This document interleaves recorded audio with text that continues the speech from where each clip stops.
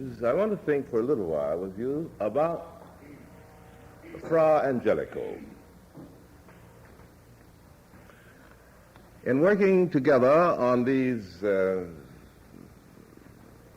sermons about men who walk with God, it is always a great temptation to confine one's thinking and expression to the important historical facts of their lives and make of them more academic in terms of paying hostages to the technical mind and the disciplined mind, but not to make of them sermons. And I feel that a sermon has to be a sermon. It is not a lecture, and it is not quite an address, and it isn't altogether a talk. It's a sermon. And the sermon has at least two elements in it that are important. It gives a lift to the spirit, because somewhere in it there must be a vision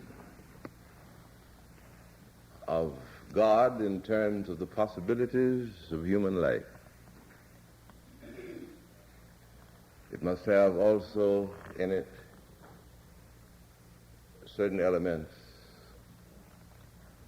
that convict, so that as you listen quietly in your own heart, you wish that you were a little better person than you are.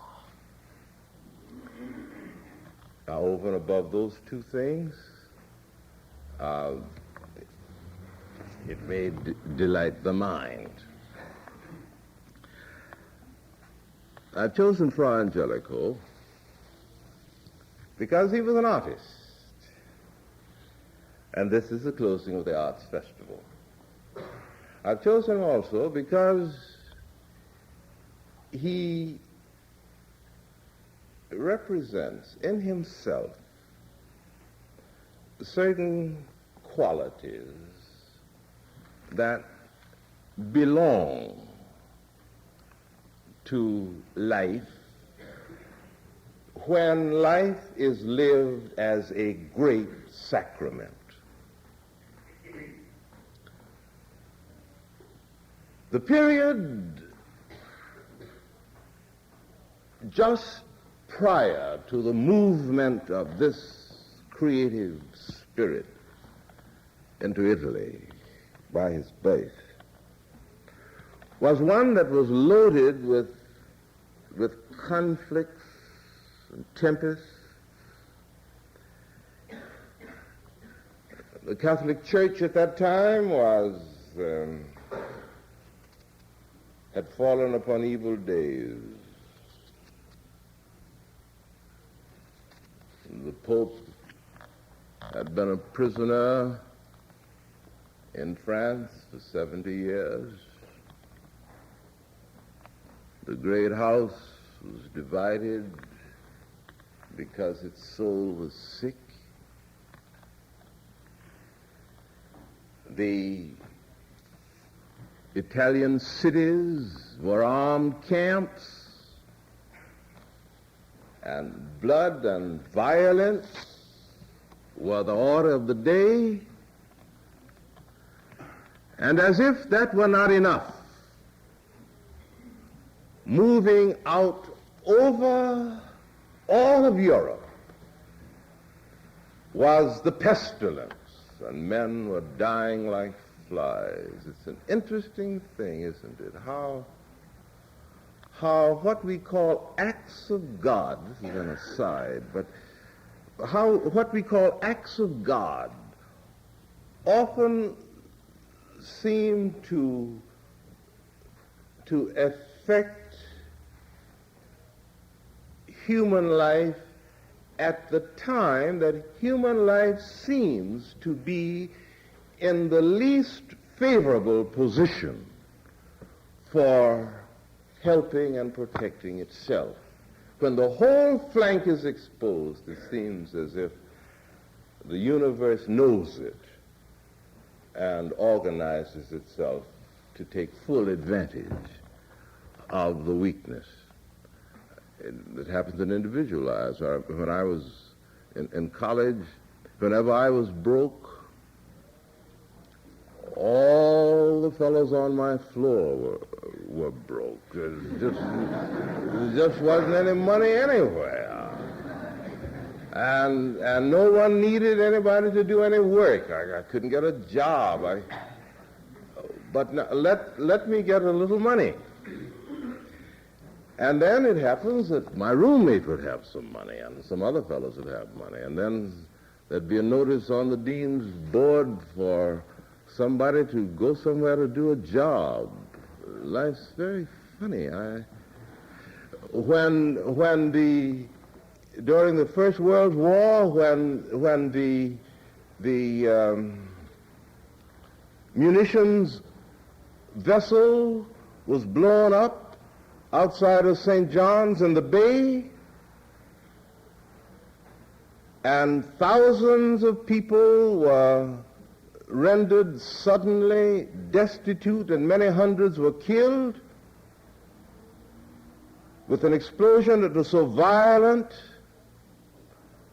that the anchor, the big iron anchor of the vessel, was blown 5 miles in the air across the city and stuck into the side of a hill. And at that moment, America sent carloads of nurses and food and medicine. And as the extra trains moved into St. John's, what happened? There rumbled up out of the Atlantic the worst blizzard that St. John's had experienced in its entire history. And for more than 40 hours, the medicine, the nurses, the food was stranded on the sideline while the people were dying. Life's very interesting. So, goodness, it's 12 o'clock and I haven't even started. But I'm not going I'm sorry. I don't know where the time went this morning.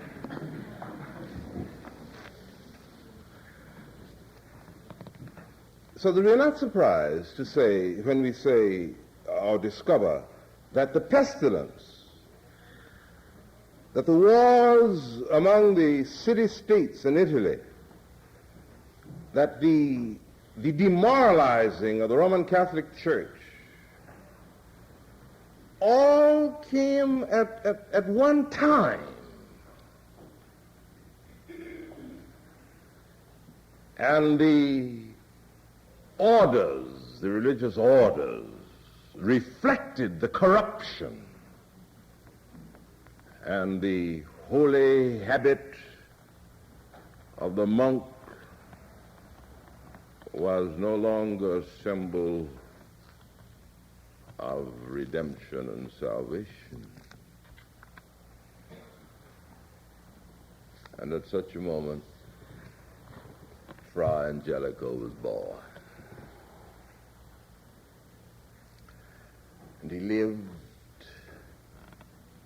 until 1455 or thereabouts, born near the close of the 13th century. A simple man, trained as an artist, belonged to the Dominican order, lived all of his life, practically, in the region around Tuscany. A good, gifted, simple man who had no interest in trying to salvage the social order, who had no interest in bringing a kind of redemption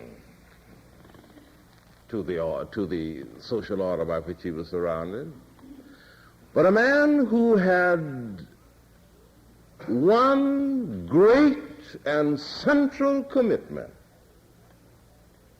as a result of his prayer and his meditation and the illumination of his mind. He was able to make of his life a tool in the hands of God.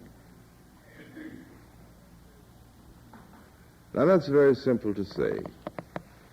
To make of his life a tool in the hands of God, so that in all the things that he did, there was reflected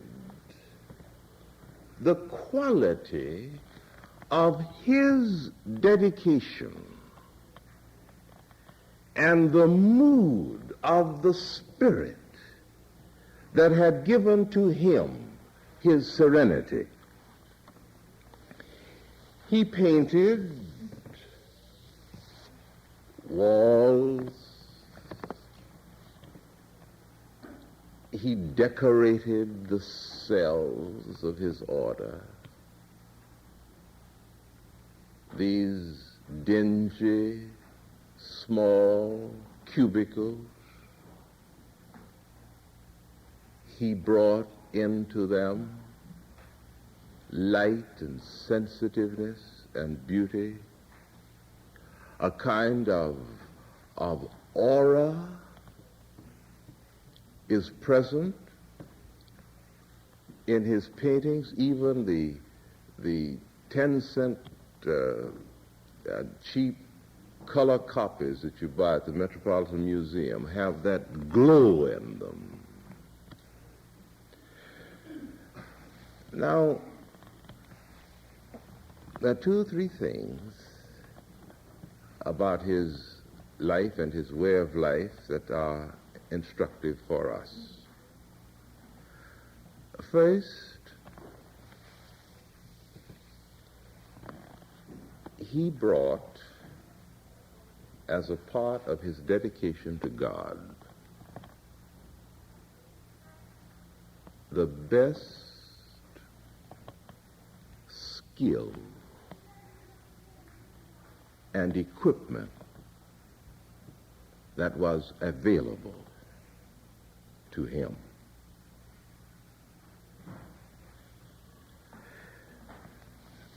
It is very interesting to me that there is something about the attitude that the human spirit tends to take towards goodness, towards things that are spiritual, that ignores the necessity of technical training, skill, and ability. We see it, for instance, in terms of the attitude that the average person takes towards goodness in general. We feel, for instance, that there's something about goodness that will simply good its way through the world. That all you need to do is to be good. You don't have to be intelligent. You don't have to have a mind. You don't have any discipline. But those who work on behalf of that which is not good, those who work on behalf of what we may call for a moment that which is evil and diabolical in society, know that they must bring to bear upon that which they do the total fruits of their abilities and minds. If you were a gangster, for instance, you would know that when you signed up to be a part of, this is simply a reflection of some of the things I've been reading, but when you sign up, there is no turning back. All of your skills, whatever you are that brought you initially into the combine, over and above merely your interest in profit and money, but whatever made you important to the organization, as a driver, whatever you were, that is a part of the totality of your offering and your commitment. For the men who undertake to work on behalf of the kingdom of evil in this world know that all of the discipline of which the human spirit is capable must be placed upon the altar. And once the commitment is made, there is no turning back. And if you want to turn back, you are offered the only other alternative, and that's death. But the good people feel that they can leave it all to God. That God will do it. This is God's world, and God will do it. Now there's a profound insight there, but also something that calls for very special caution. The instrumentality through which God works on behalf of goodness is the instrumentality which represents again and again the total equipment of the personality that is dedicated to goodness. I can't let my heart, for instance, be for goodness and then spend years training my mind and then lease my mind out to those forces in society that are working against the thing to which my heart is dedicated. That's what I'm talking about. And Fra Angelico saw that. He was a painter. And when he decided to paint, for instance, scenes from the life of Jesus Christ, he literally absorbed himself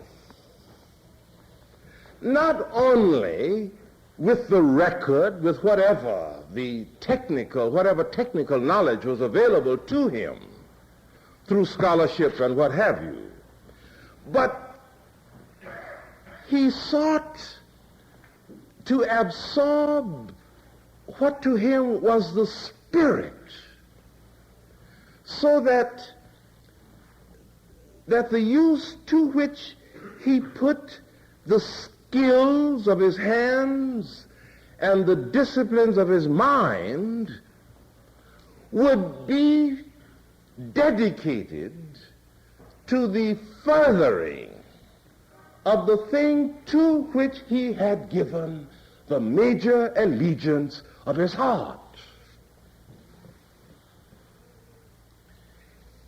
And in his meditation, in preparation for his particular painting,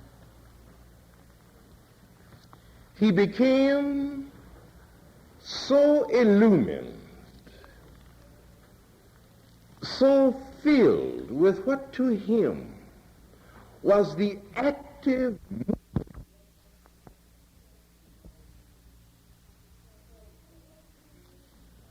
For in the painting, the voice of the living God had spoken. And any judgment that he would have after the fact would be to profane the gift.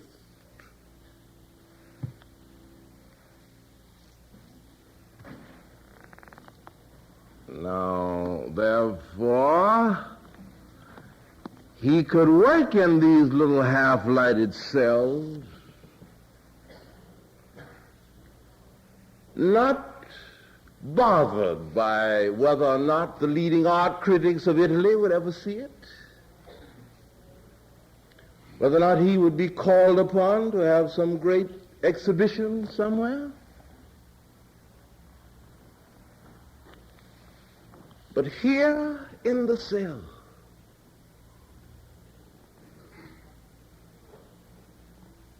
he literally became a tool through which, as he felt with great conviction and inspiration, the living God projected an aspect of his spirit in color, in shape, on the wall. And the painting for him then became sacramental, for it became but a for instance of the spirit which moved in his own heart and life.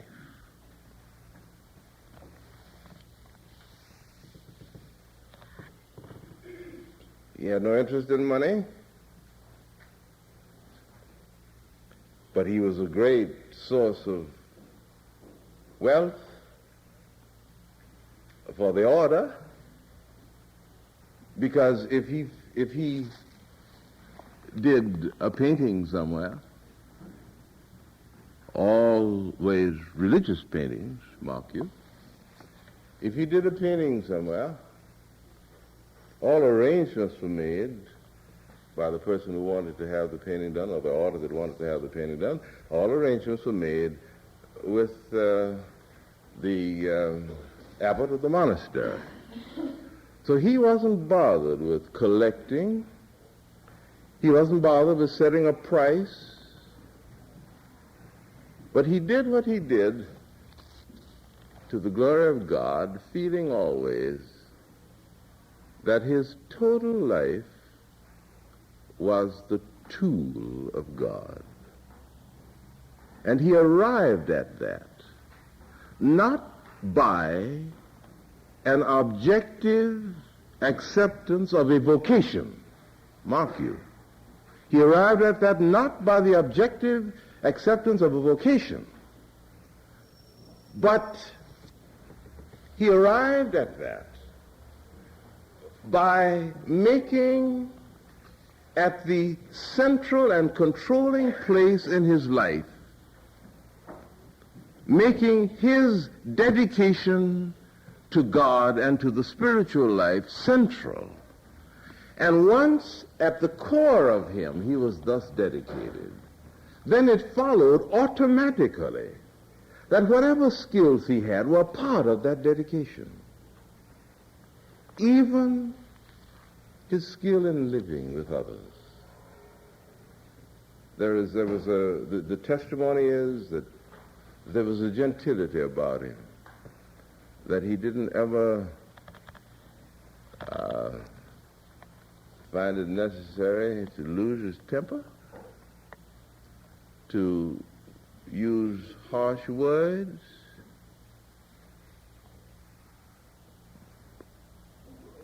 but he lived every commonplace moment out of this central dedication. Now that seems to me to be the heart of what he has to say to us. And it is very difficult, perhaps, for our lives are divided into great segments. And we may dedicate a part of our lives to doing this sort of thing with it, and another part doing something else. But we reserve the right to withhold ourselves and not participate with ourselves in the things that we do. We do it in our giving. This lack is so important that even someone like Mr. Shakespeare had to introduce it as a bit of caution, reminding us that when you give yourself with your gift, which points up the fact that again and again we give the gift, but we don't give ourselves with the gift. We instead of giving, we tip.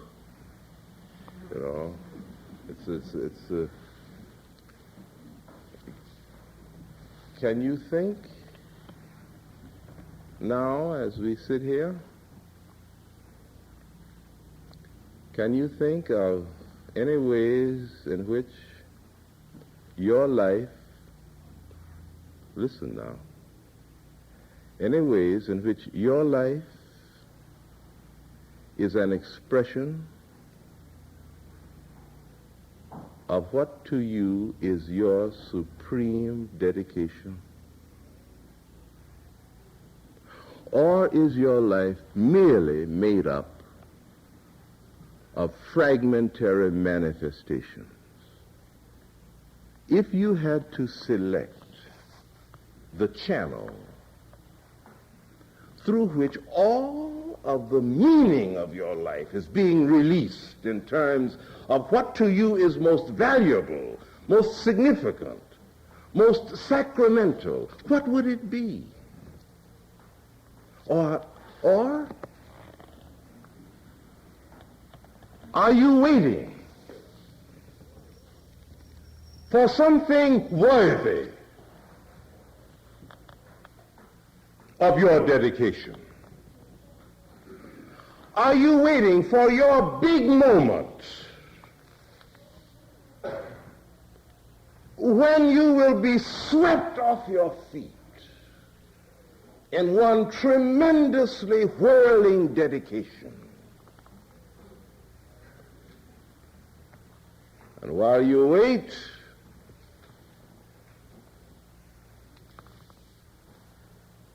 you withhold.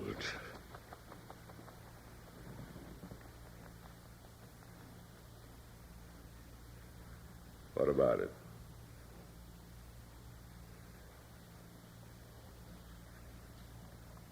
If you dared to make as your central concern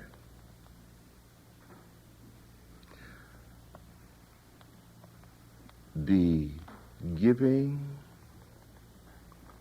of your life core, that means your mind,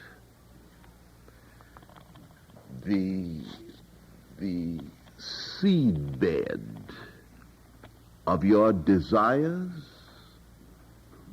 if you made it your purpose to give that, to surrender that to the God at whose altar you worship, however you label that God, to release your life there, you know what would happen?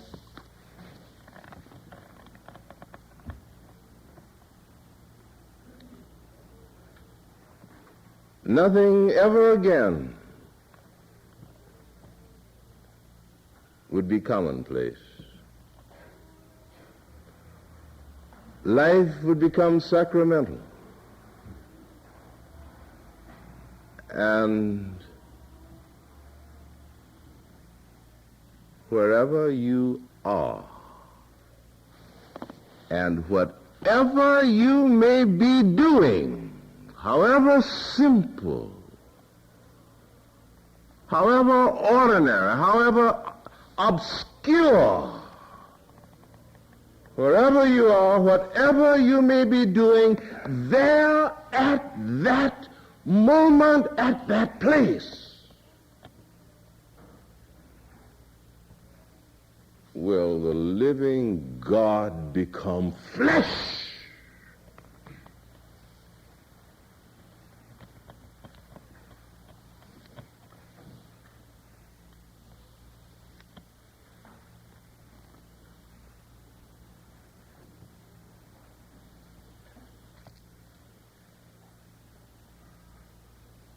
What an opportunity.